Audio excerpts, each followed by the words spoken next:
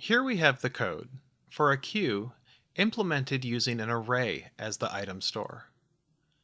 Now you recall from the slides that this is actually a significantly more complex implementation than a queue using a linked list. Now we start by allocating the array of items that we're going to use to store.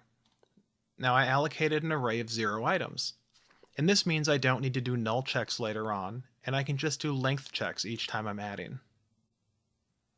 Size is the number of items currently in the queue. Size will always be less than or equal to the capacity of the array. Head is the index of the first item in the queue. This is the oldest item. It's the one we intend to return next time DQ is called. Tail is the index of the last or the newest item in the queue. This is the last item that was enqueued. So let's take a look at enqueue. And as you can see, it's substantially longer than the previous implementation using a list. So the first thing we do is we check, is the size of the queue equal to the number of items that we can store in the array? And if it is, that means we need to grow our array. Now this could happen because it's the first item we've enqueued and our array has a size of 0. Or it might be because we've enqueued so many items that the array became full and now we need to grow it to put one more item in. We make that determination right here. If size is 0, we'll allocate an array of 4. Otherwise, we'll double the size of the array. We then actually perform the array allocation. Now, if size is greater than 0, we need to copy the items from the current items array to the new array. Now recall from the slides that we can't just copy the items from array index 0 to the end of the array. Rather, we need to copy the items from the first or head item of the queue to the tail item of the queue. And we might need to wrap from the end of the array back to the beginning of the array as we do this. And it's that wrapping part that we check for here. If the tail of our array, which is the last item we inserted into the array, is less than the head of the queue, which is the oldest item in the array, well, that means we must have wrapped around, because that means that head, for example, might be array index 7, but tail is array index 3. So the queue runs from array index 7 to the end of the array, and then from array index 0 to array index 3. So what we're going to do is first copy the items from the head to the end of the array, and then copy the items from 0 to the tail.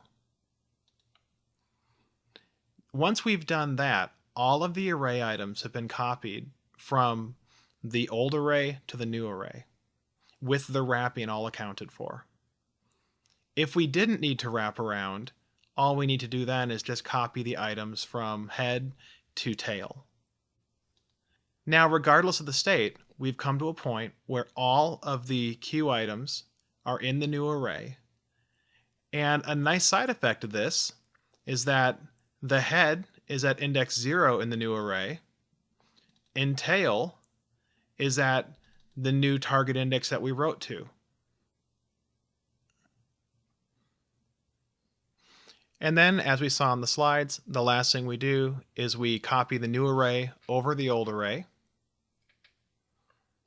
and we update our tail pointer. And now we can add the new item into the array, increment the size, and enqueue is complete.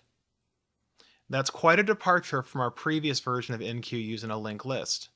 That had a single line of code which just added the item to the end of the list. But linked lists don't need to worry about wrapping or efficient storage. We don't want to waste space that we've allocated, so we need to do the extra work to make sure we make the best use of it. Now DQ is a little bit simpler, and this is because DQ never has to worry about growth. It only has to worry about shrinking. So what dequeue is going to do is store off the value. This is what we're going to return to the caller. Then we're at one of two cases. If head is at the last index in the array, we need to wrap all the way around so head is at 0. Otherwise, we need to move head forward 1. So think about what I mean here. If we had an array that was 4 items long, and head was at index of the 4th item, which would be index 3 in C#. When we pull that item out, index 3, or that 4th item, is no longer a valid item in the queue. So we need to move the head pointer forward. But we can't move it forward beyond the bounds of the array. We need to wrap it back around to the 0th index, or the first item in the array. We then decrement size because we've removed an item, and we return the value. Everything else is pretty straightforward. Peek simply returns the item at head, count returns size, and clear simply resets the values to their defaults. Size is set to 0, head is set to 0, and tail is set to 0. And finally, we have the enumerator. And here again, the enumeration becomes a little bit more complex than what we saw when we had the linked list.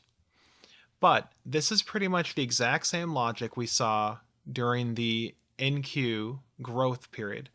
Notice we have these 2 loops and then a 3rd loop, and they look quite similar to these loops here.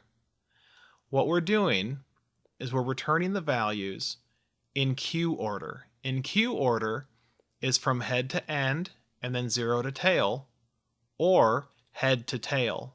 And that depends on whether or not we're wrapping around, as we are in this case, or whether we're just enumerating linearly without wrapping around the array, which we are in this case. So it's not incredibly complex, but it's a heck of a lot more complex than just returning an enumerator from a linked list structure. And then the other get enumerator will just defer to the one we wrote. So as you can see, an array implementation is quite a bit more complex than a linked list implementation. But it comes with the benefits that arrays have over linked lists, which includes data locality and performance gains, as well as reducing the overall number of allocations and incredibly fast enqueue and dequeue times when there isn't an allocation being performed. So I hope it's clear why array-backed stores are quite popular, and in fact the default for many queue classes implemented in the real world.